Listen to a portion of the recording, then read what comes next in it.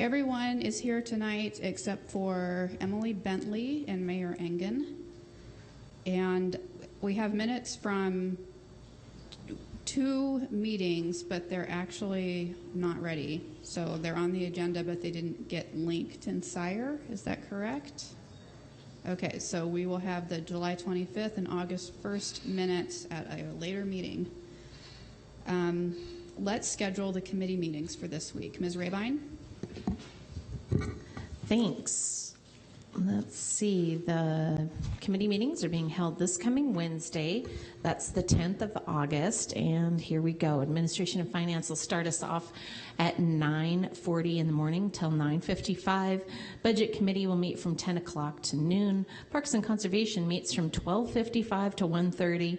Public Works Committee meets from 1:35 to 2:05. Land Use and Planning will meet from 2:10 to 2:55. And Committee of the Whole will round out the day from 3 o'clock to 4 o'clock. And all of those meetings are being held right here in the Council Chambers at 140 West Pine. Thanks. Committee chairs have any changes? Mr. Hess? Thanks. The city HVAC upgrade is not going to be in Public Works this week, so we can take that off and probably take 10 minutes off if it means a longer lunch or earlier end or something like that. See, how does that work out? Public Works. I can get you a full hour for lunch or an hour and 10 if you'd like. That would mean that we would move the Parks and Conservation Committee meeting to start at probably 1:05 instead. Okay. Sounds good. We'll do that. Parks and Conservation will start at 1:05 and Public Works will start at 1:45. Thanks. Mr. Von Lossberg, is that okay? Alrighty. Is there any public comment on items not on the agenda? If so, come up to the mic and say your name for the record. Keep your comments to about 3 minutes or less. Candy Matthew Jenkins, 1211 Cooper. Reading from The Soviet Art of Brainwashing, Psychopolitics, the Art of Mental Healing, as read into the record between 1936 and 39 in the Un-American Activities Committee.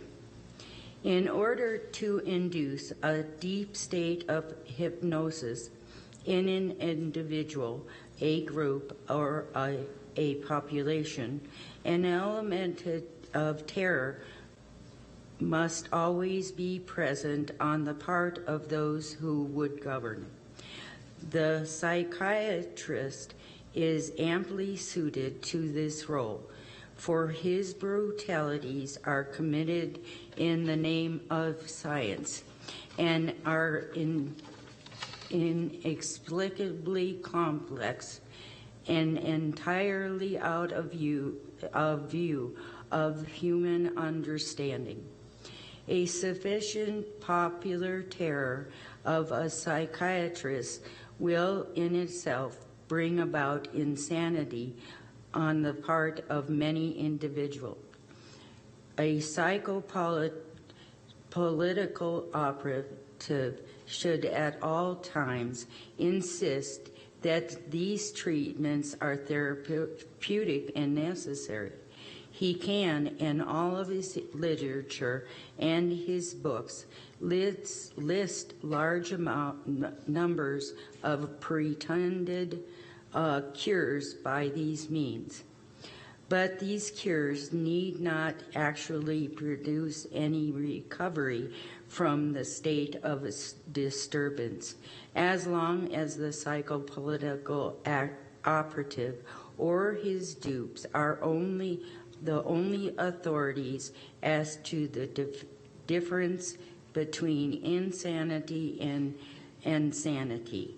Their word as to the therapeutic value of such treatments will be the final word. Thank you. Is there any other public comment on items that are not on the agenda? I don't see any, so we'll move on to the consent agenda. Items on the consent agenda were approved in City Council committees by a unanimous vote. We save time at council meetings by voting on these items as a package.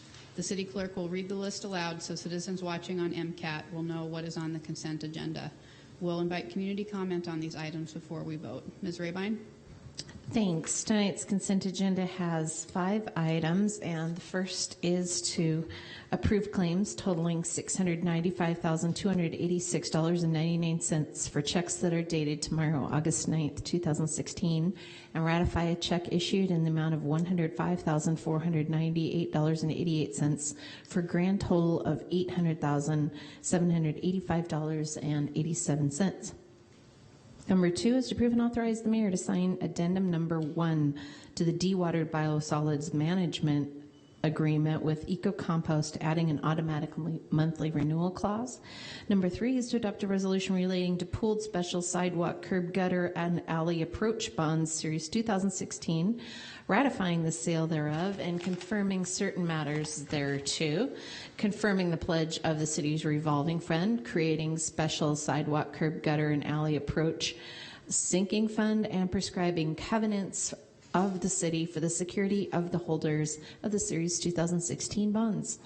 Number 4 is to set a public hearing on August 22nd, 2016 on a resolution of the City Council of the City of Missoula, Montana, levying and assessing the lots and parcels within the City of Missoula's Road Maintenance District Number 1 in the amount of $1,622,207. That's an estimate at this time because the budget hasn't been finalized yet. For costs associated with providing certain maintenance, purchasing, and improvement services in fiscal year 2017 for city-owned facilities, land, and equipment under the responsibility and care of the City of Missoula Public Works Department's Street Division, Central Services Vehicle Maintenance Division, and Development Services Engineering Division, providing for a method of assessments and providing for other matters properly relating thereto. And number 5 is also a long one, and that is to set a public hearing on August 22nd, 2016 on a resolution levying and assessing the lots and parcels within the City of Missoula's Park District Number 1 in the amount of $987,134. Like the road district, that's an estimate at this time until the council finalizes the city's budget. For the costs that are associated with providing certain maintenance, purchasing, and improvement services in fiscal year 2017 for city-owned facilities, land, and equipment under the responsibility and care of the City of Missoula Parks and Recreation Department, providing for a method of assessments and providing for other matters that are properly relating thereto. Thank you. Is there any public comment on any of the items on the consent agenda? Candy Matthew Jenkins, is there a certain, for this $105,000, what is that check? One check or cut for other purposes? And could you explain to me in the ratify part? Anybody? Ms. Matthew Jenkins, we don't usually do question and answer back and forth from public comment, but next we'll go to council questions, and if somebody will forward your question, we'll do it then. Okay, because I'm just interested in what our taxpayer dollars are paying for, because there's no listing of what these checks are for. Thank you. Any other public comment on items that's different? Any other public comment on items on the consent agenda? Ms. Kares? I wanted to confirm my understanding of a couple of things. It's my understanding that the check for $105,498.88 was to the Missoula Parking Commission, and ratify means we've already issued that check but need to approve it by City Council. Is that correct? Dale, do you want to take that one? Mr. Bickle, sorry. Dale Bickle. I don't know what that check is for, and but Marty, do you have a? What about I actually thought about the ratification part. What is? Yeah, so it would have. Our ratifications are typically related to a debt service payment where we had to get it out by a specific date, and in order to make that date, it was a manual check. I make it for this. believe that's the case because this check is actually to First Security Bank, and the description is Missoula Parking Commission. So this is individual check run that ran to pay. It looks like the account number is 610 and 620, so that looks like debt service to me in our chart of accounts. And what we're trying to do is just be more transparent. These have always been part of our claims. We're trying to be a little bit more transparent about where money is going on our agenda. So whenever we issue what we call a manual check, it's not part of a normal check run. We're calling that out. And there is a report that lists every bill that is paid by the city attached in the agenda materials online. Yes, thanks for pointing that out, that the reports of expenditures are always attached to the agenda, usually by Friday afternoon. Is that correct? Yes. Okay, so Ms. Kerr's got the first question, but are there any other questions from City Council? Okay, seeing none, let's have a roll call vote. Okay, on the consent agenda, items 1 through 5. Armstrong. Armstrong votes yes. Cares. Cares votes yes. Dabari. Dabari votes yes. Heddle. Heddle votes yes. Hess. Hess votes yes. Jones. Jones votes yes. Marler. Marler votes yes. Von Lossberg. Von Lossberg votes yes. Wells. Wells votes yes. West. West votes yes. And Wilkins. Wilkins votes yes. If any of you like to change your vote, it looks like there's 11 ayes. Thank you. Next is the time of the meeting when we do comments from city staff, agencies, boards, commissions, authorities, and the community forum. And we have one of those tonight. We have Mr. Brad May coming to give a report on the recent Franklin to the Fort Neighborhood Council meeting. The Neighborhood Council had a general meeting on Tuesday, July 26th at Franklin Park. It was a food event. We provided pulled pork sandwiches and other treats for the attendees. We had about 55 people come. One of our presenters was Mark Thane, superintendent of the schools. He was there to talk about the project at Franklin School. At that time, Franklin School was still standing. They had been doing a lot of interior demolition. And I think it was the day after he spoke that they moved in the big equipment and started tearing it down. So. But he promised that a new school building would be ready for the opening of school in August of 2017. Another speaker was Matt Olberg from DJ&A Engineers, and he talked about the Mary Avenue project and was available to answer some brief questions. Marilyn Marler talked about traffic calming possibilities and options on Garfield, where we experience high traffic speeds, and she gave several suggestions of initiatives that neighbors could take if they wanted to approach the city staff. We had leadership team elections. There were 2 vacancies on the leadership team, and we had 2 nominees. Michael Funk and Andrea Dahl were both nominated. They introduced themselves. There were no other nominations, and they were both approved as selected unanimously. Jane Kelly has created a new and up-to-date template for model for neighborhood council bylaws, which I understand you've already handled in the meeting your meeting last week. A little background on that. Since our neighborhood boundaries were changing, we thought it was time to update the bylaws, but just didn't get around to it. And so Jane developed this template that can be used by any neighborhood. And we were discussing a name change. We thought maybe Franklin to the Fort was too much of a mouthful. And then Karina Maurer told us that it wasn't actually, we're not officially Franklin to the Fort, we were Franklin to Fort. So we got that straightened out. And should we change the name of the neighborhood?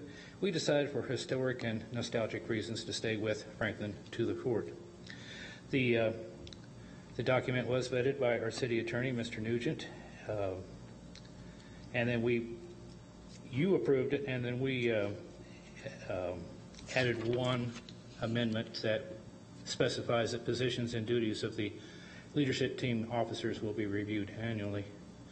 And then we had a question and answer session with Julie Armstrong, Michelle Cares, and Marilyn Marler. Topics that were brought up included the Russell Street construction, sidewalks, new play equipment at Franklin Park, and unfortunately, there's been some vandalism on the new equipment, but it was reported promptly and repaired promptly, as far as I know. Right? Yeah. Okay. And then when there were, well, that was about it. So that's my report. Thank you. Thank you, Mr. May. Thanks for coming down tonight. We have 3 public hearings tonight. State law and the City Council rules set guidelines for inviting community comment in a formal way on certain issues. Following a staff report on each item, the City Council and the Mayor invite community comment. The City Council normally votes on the same night as the public hearing unless one council member requests that it be returned to a City Council committee for further discussion and consideration. The first one is going to remain open past tonight. I don't anticipate us taking any action tonight, and that is the continued public hearing on the fiscal year 2017 budget and capital improvement program, including the work plans for Road District 1, Park District 1, Tourism Business Improvement District, and Downtown Business Improvement District. Are there any public comments on this item? I believe this is the 3rd Monday that we've been having a public hearing on the budget, and we're going to continue discussing this from 10 to 12 right here on Wednesday.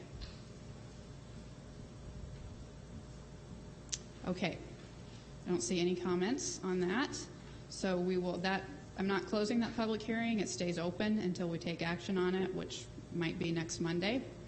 The next one is a conditional use request for 501 North California Western Cider Company, which is a winery conditional use, and we have a staff report from Drew Larson in Development Services.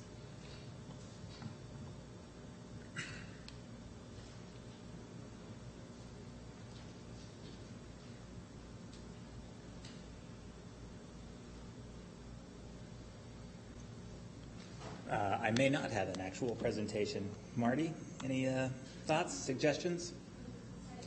Nothing? Iki? I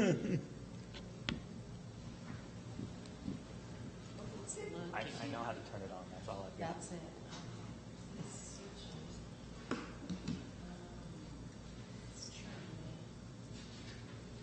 Turning it on. Sometimes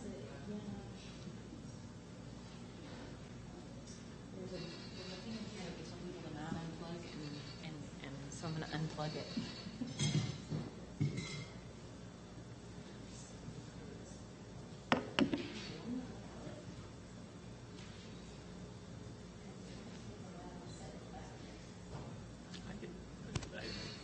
Go through it without slides.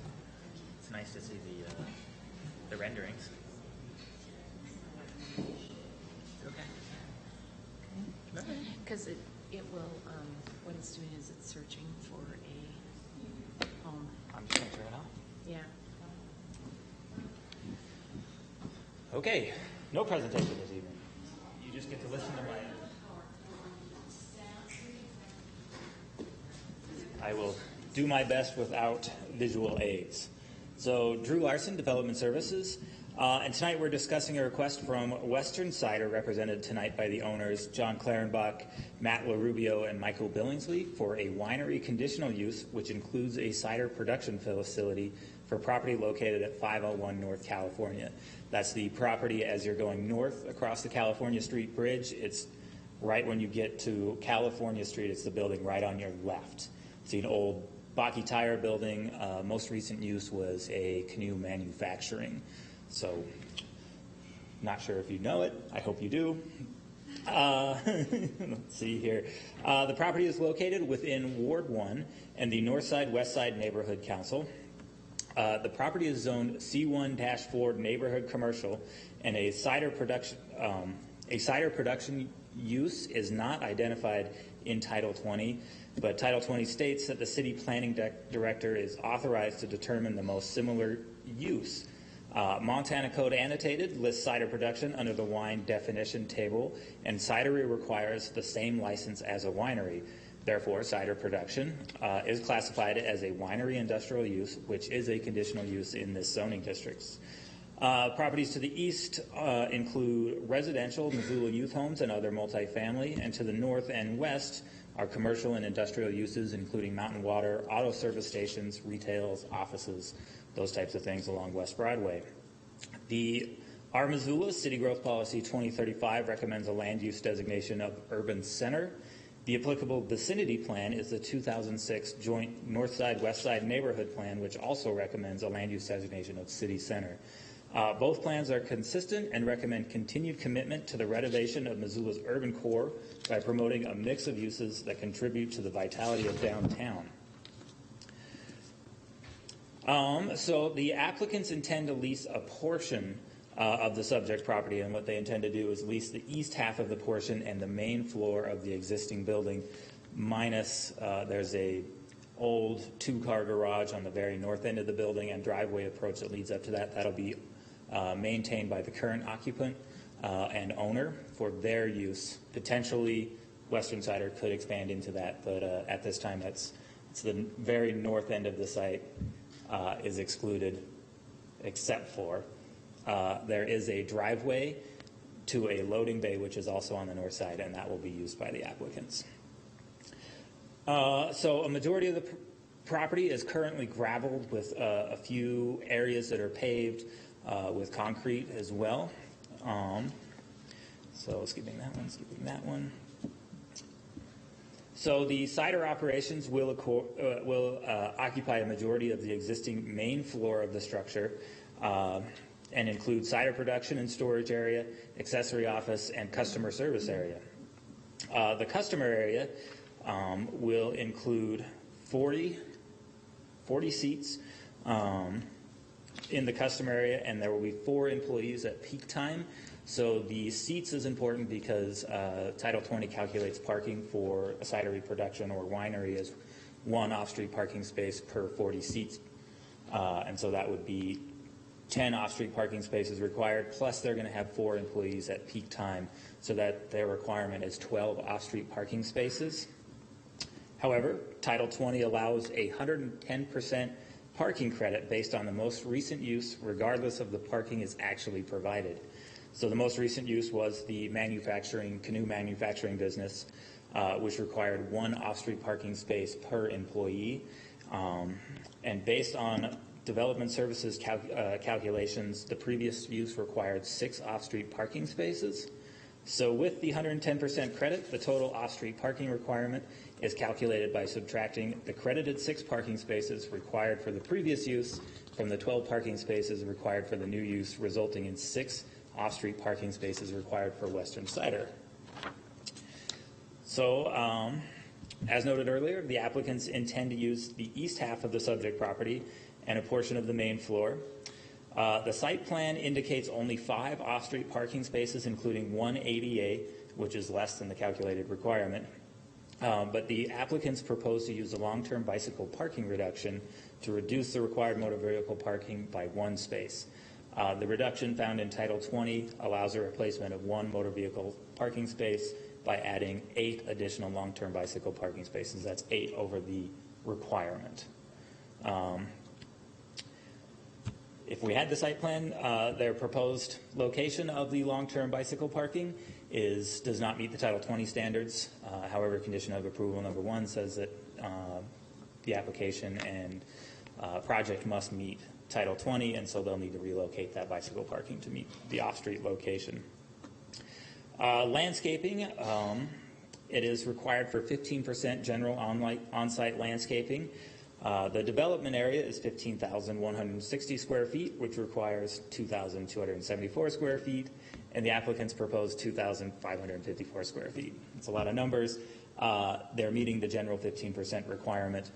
However, as noted earlier, there's portions of the site that are actually gravel areas, and Title 20 also states that any part of the site that's not encumbered by structures, paving, these types of things need to be landscaped, so their landscaping percentage will actually go up.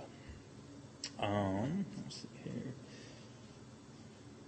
And finally, the location of the cidery production facility at this site will include curbside sidewalks along California Street connecting to the Cedar Street and the larger sidewalk area, and work to complete that network in that area, which is a condition of blight found in the URD 2. So with that, staff recommends approval based on the findings of fact and conclusions of law, subject to the one condition of approval.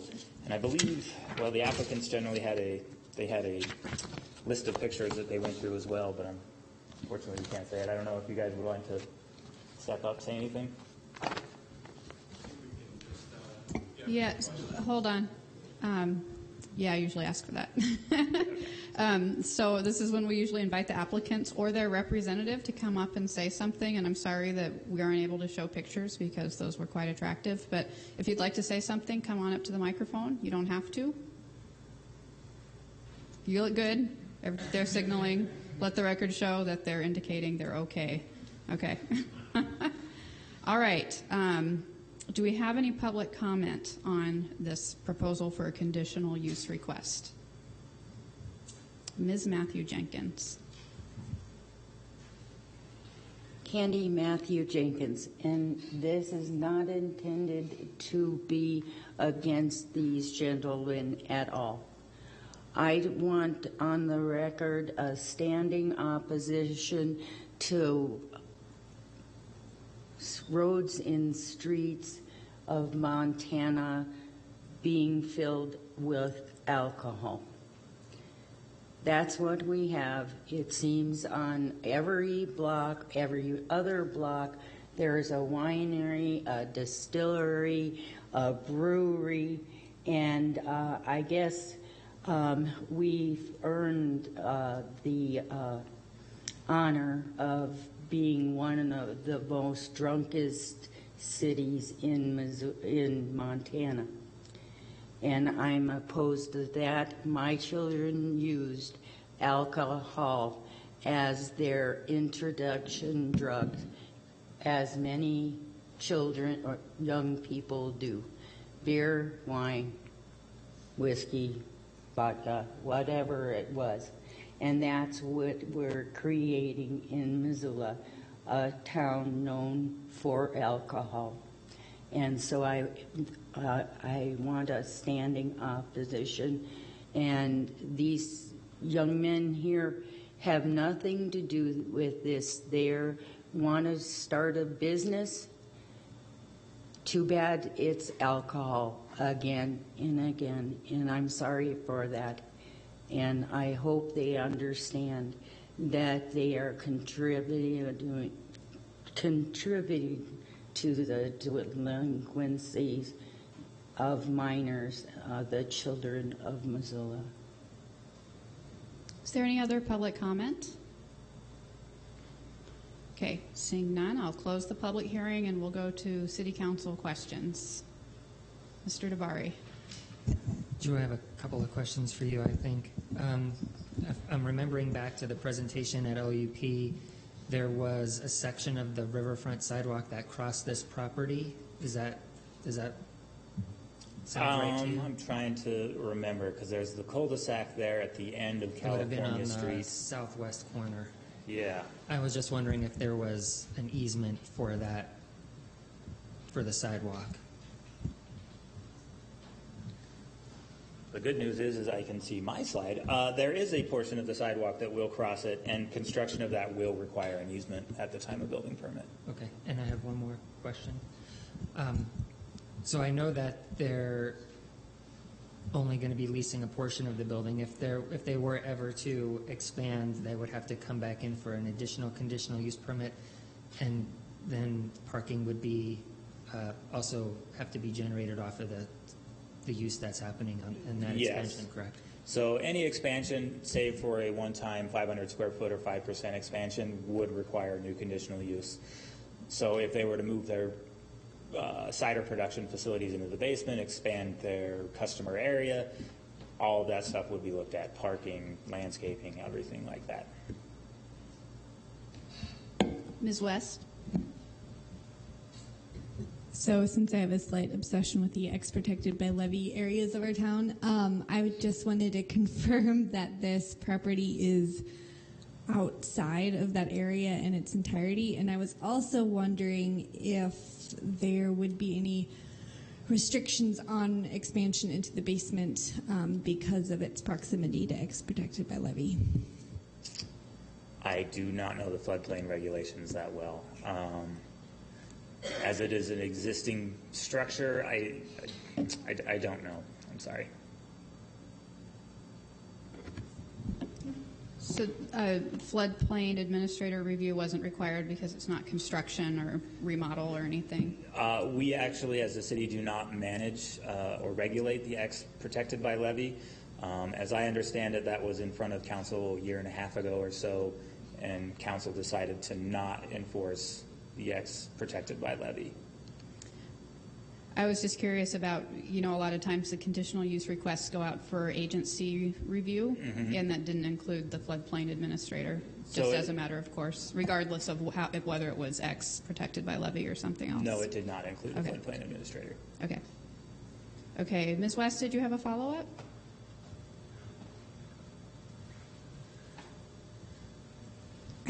I guess I will just ask, is Wade still around?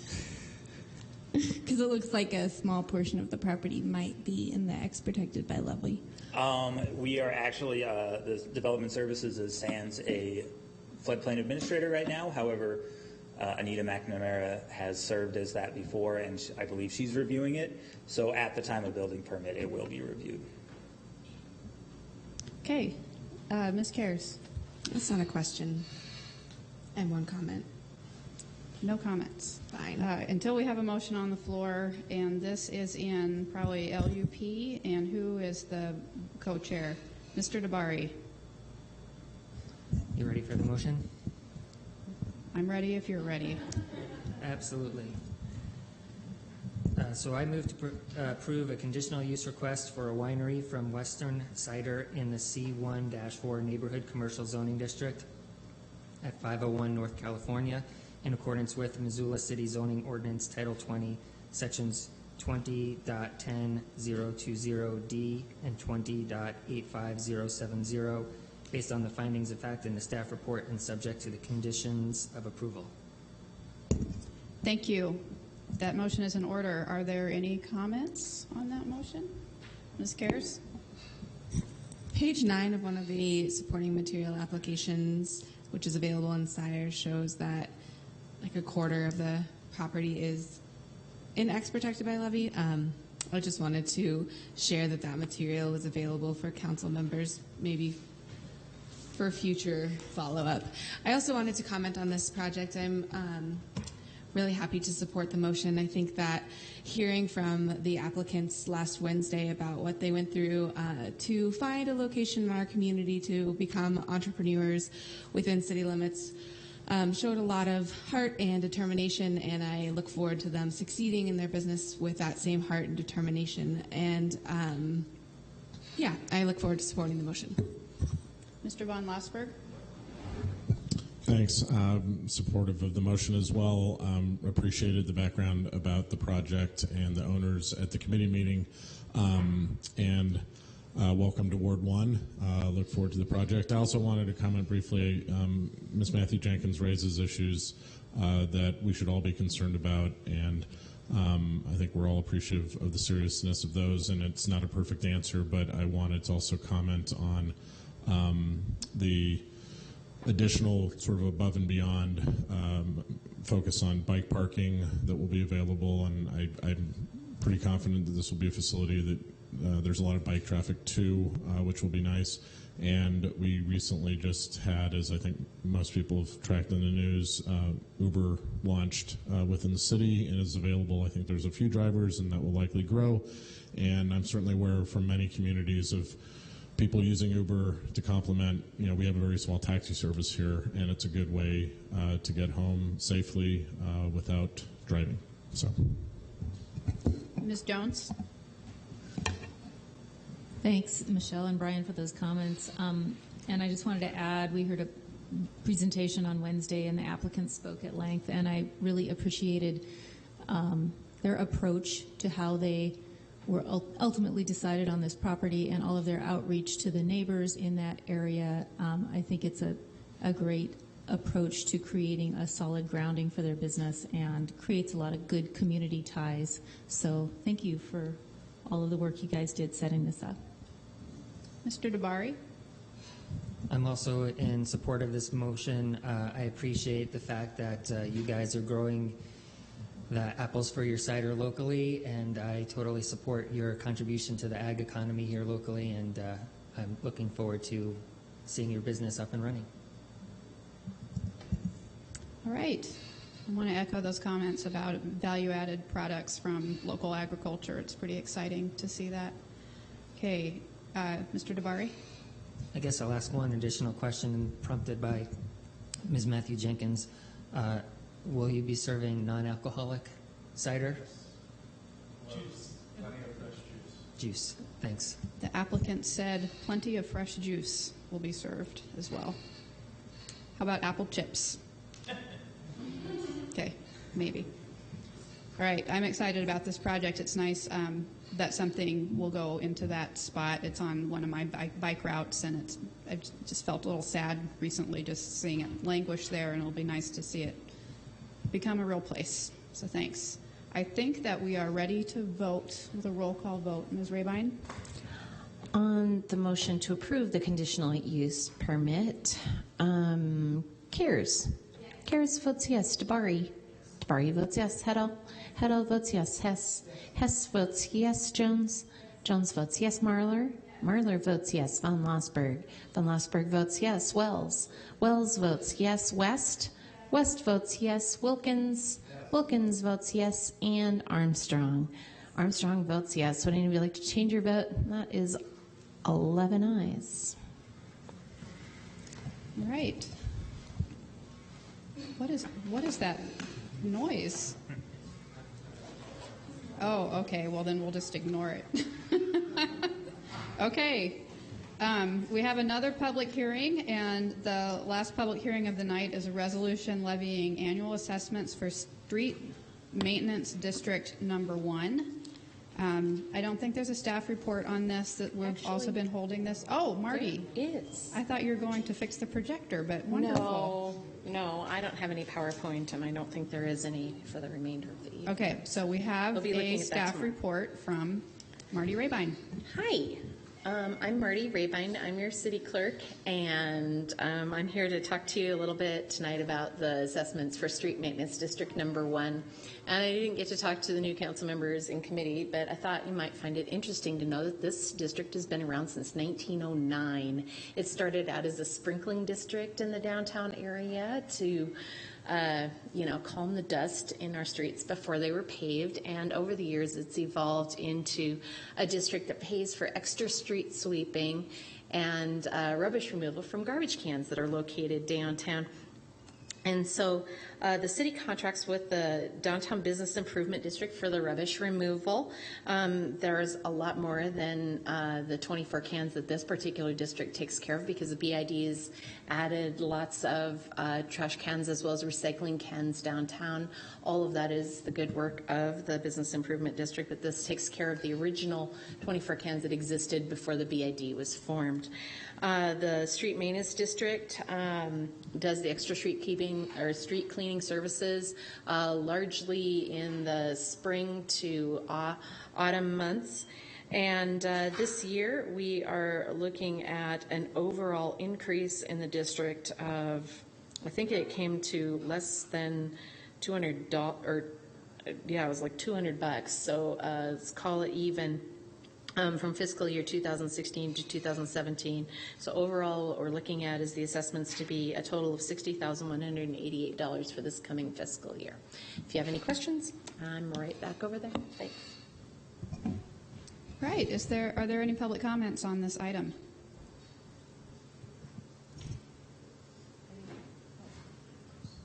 Okay, just a minute. All right. I don't see any public comment on this. So someone remind me, are we leaving this one open until we adopt the whole budget, or no? Statutorily, you actually have to decide this by the second Monday in August. So this one has to close tonight. Thank you for that refresher on the rules. I'll close the public hearing, And we will go to council questions. Someone over here? Ms. West? So when this came to committee, I think it was, I'd asked if rubbish and garbage emptying included all the downtown recycling bins as well. Do we have an answer to that yet? This district does not pay to empty the recycling bins downtown. Those have been placed by the Business Improvement District, and so they empty the recycling bins as well as the trash bins downtown. So when we created the Business Improvement District by law, we cannot diminish services that were being provided in the district prior to its inception. And so this district is paying the BID to empty the original 24 cans that existed prior to the BID's existence. They took that program and just ran with it. So they've added additional rubbish bins as well as recycling bins all over downtown. And so that's part of their project. All this district does is the original 24 cans that existed prior to their existence. Thank you. Any other questions? Okay, looks like, we need a motion before we vote. Ms. Hadall? Thank you.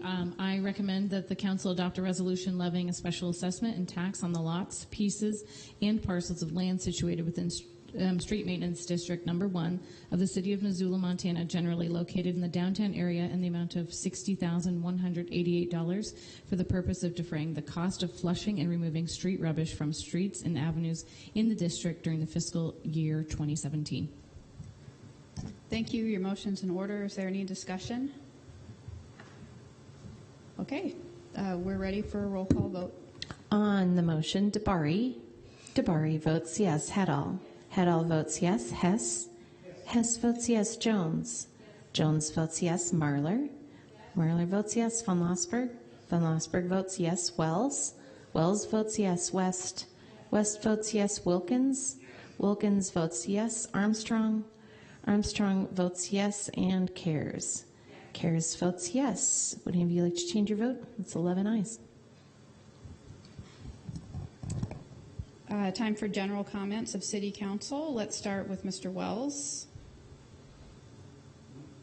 Ms. Jones? Yes, thank you. I just wanted to put a call out to the City of Missoula that it's August and we are in drought conditions, even though we had some rain earlier this week, I believe. But it's great to give your trees a big drink in August, be they on the boulevard or in your yard. Our urban forest is a really valuable asset to our city, and August is one of the driest months, and they get stressed at this point. It causes disease and shortens their lifespan. So even if your tree looks healthy, please give it a good drink with a soaker hose or sprinkler or something like that. Thanks. Mr. DeBari? So I would just like to encourage folks to make their opinions known regarding the budget. As Ms. Marler had mentioned, this is the third week we've had an open public hearing, and I believe we've had one comment from the public about our budget. And so I would just like to encourage folks to participate in their government and make their thoughts known. Ms. Armstrong? Mr. Hess? Mr. Wilkins? Ms. West? Ms. Garris? Von Lossberg? Ms. Hadall? Wish happy birthday, day late, to Julie Armstrong. And I was thinking a lot about the budget all weekend, and since Wednesday, and we ended a long day of committee meetings on Wednesday with a long meeting on the budget. And it's been a frustrating budget season. I can't remember if it's more frustrating than previous budget seasons or just because it's the one we're living in right now. It feels very frustrating. But I just had a big epiphany since that meeting that we're not going to substantively affect the whole city budget by making small adjustments to the budget here at the end. I think that it's really important that we do go over all the new requests. It's important that we get a reintroduction to each of the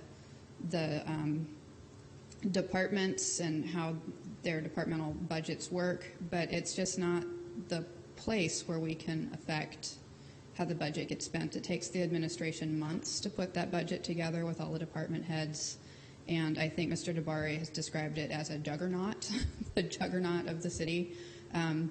So I think we each need to take it seriously, and I think Ms. Bentley mentioned this in her update to the local government listserv. Let's be taking notes on which policies we want to work on to make them better functioning, better reflect our values, whatever, and we have to work on that throughout the year. We can't just show up to the budget and vote no because we don't like it, or expect that we're going to really completely redo how the police department works or the park department works in the budget process. So I guess I felt a little bit better after I had that epiphany, and I wanted to share it with people. Maybe you all didn't spend your weekend thinking about the budget committee of the whole, but I did. Not proud of that. Okay, moving on to committee reports. Can't remember if we have any. Let's see, I don't think that we have any committee reports unless I'm missing one. Committee chairs, anyone? Anyone? Okay, we do not have any new business. Are there any items to be referred besides the ones that are listed here? Are there any miscellaneous communications, petitions, reports, or announcements? Okay. Thanks, everybody, and we are adjourned.